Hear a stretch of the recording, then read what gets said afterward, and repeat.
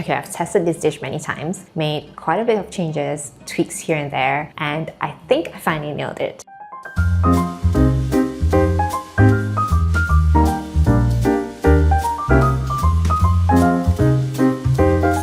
Hi everyone, welcome back to my channel, Rui Asian Recipes. Today I'm going to show you how to make the most delicious, tender, juicy pork ribs, and it only takes a few simple tricks.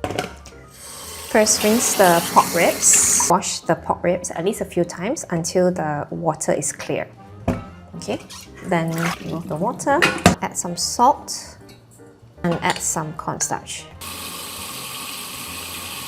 Then just give it a good mix. So now we're going to soak the pork ribs in the salt and cornstarch mixture. This step is going to help the meat stay moist after steaming. There's also another step to make the meat super soft and tender, and I'll show you that in a bit. I've soaked the pork ribs for about 30 minutes. Now remove the excess water and just give it a quick rinse.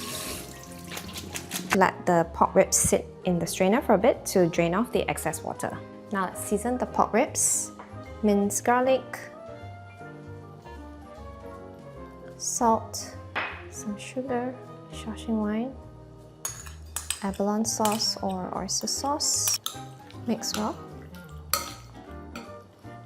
And add some cornstarch. Don't skip the cornstarch as it acts as a protective layer so the meat stays soft and juicy.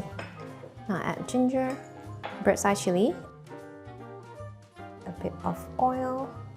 Oil is going to help lock in the moisture. And a few drops of sesame oil. Mix well. So the most important step to get super tender and juicy pork ribs is to marinate the meat overnight. It's that simple.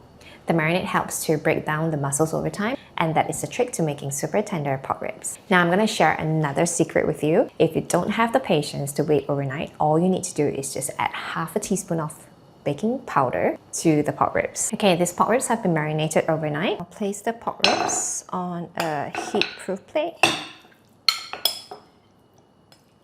You want to make sure the pork ribs cook evenly, so spread them out in a single layer. Bring the water in a wok to a boil. Once the water comes to a boil, place the pork ribs onto the steam rack and steam on high heat for 20 to 25 minutes. While the pork ribs are steaming, let's prep the fermented black beans. Rinse them well to remove any impurities and excess salt. I prefer not to chop them up because it can make the whole dish bitter and have a dark color.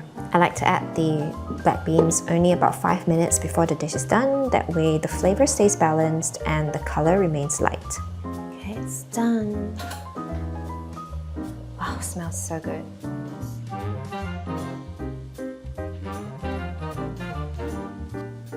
Okay, it's done.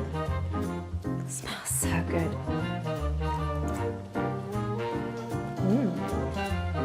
It's so good.